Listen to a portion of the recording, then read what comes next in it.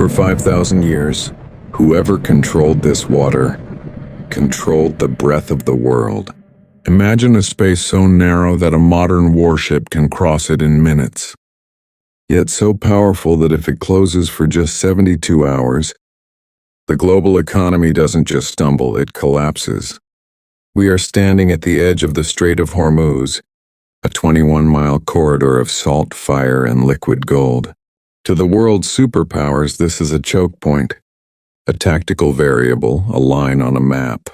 But to the 6,000 souls living on the volcanic red dust of Hormuz Island, it is something else entirely.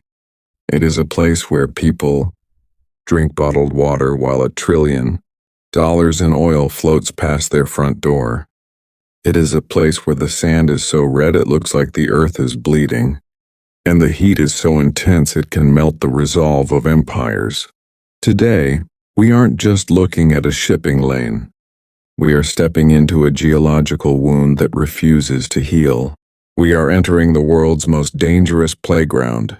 Stay with me, because by the time the sun sets over these crimson shores, you will understand why the fate of your world is decided by a tiny island that doesn't even have its own fresh water. The geography here isn't just a backdrop. It's a confrontation. To the south, the Musandam Peninsula of Oman rises in pale limestone, looking like a quiet invitation. But to the north, Hormuz Island screams a warning.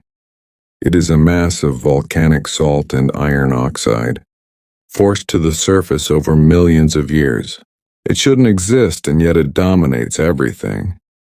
Through this tiny gap, 21 million barrels of crude oil pass every single day. That is 1/5 of the entire planet's energy. If you turned on a light today in London, Tokyo, or New York, there is a massive chance the spark for that light traveled through this exact needle's eye. But look closer at the water.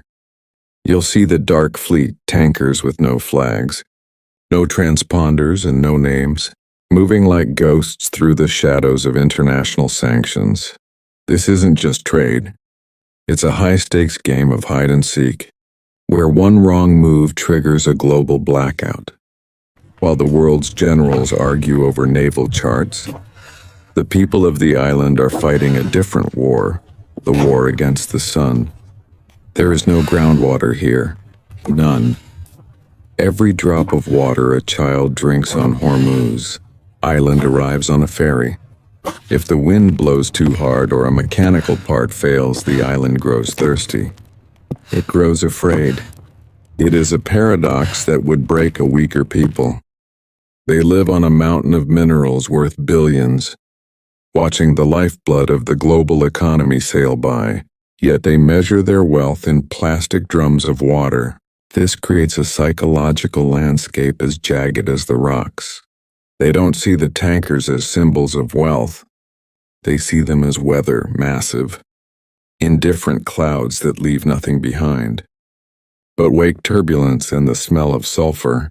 But in this harshness, there is a strange, haunting beauty. Artists come here to draw in the red sand, knowing the tide will erase their work in hours. They do it anyway. It's a philosophy of impermanence. In the Rainbow Valley, the earth cycles through violet, ochre, and burnt orange. It looks like a painting, but it's actually a record of geological violence. The silver beaches glitter with mica, but step on them without shoes and the heat will sear your skin. The island doesn't care if you think it's beautiful. It isn't trying to be. It is simply surviving, much like the mangroves that filter salt into life. This is the secret of the strait. It isn't about who has the biggest fleet. It's about who can endure the most silence. History here is written in layers of salt and blood. The Persians, the Portuguese, the Dutch, the British, they all came with flags and cannons, certain they had conquered the gateway to the east. And they all left, their forts crumbling back into the red dust, dissolved by the very salt they tried to own. Each empire thought it was the final chapter. Each empire was wrong. Today we think oil is the final chapter, but the island remembers a time before oil, and it is already preparing for a time after it. It is a place that has mastered the art of the unreal. As we stand on the cliffs of Musandam looking back at the jagged silhouette of Hormuz, we have to ask the question the world is too afraid to answer. How long can a civilization survive by tethering its entire existence to a 21-mile-wide throat? We have built a world of high-speed internet and glass skyscrapers, yet it all hangs by a thread in this salt-stained corridor. The insurance premiums, the fuel surcharges, the 72-hour survival clock, it's all a fragile mask for a terrifying truth. We are at the mercy of the wind and the rock. The sun is dipping now, hitting the iron oxide at just the right angle to turn the sea into a river of rust and roses. It's a sight that no camera can truly capture, because the human eye can't reconcile such beauty with such danger. The fishermen are heading out, ignoring the supertankers.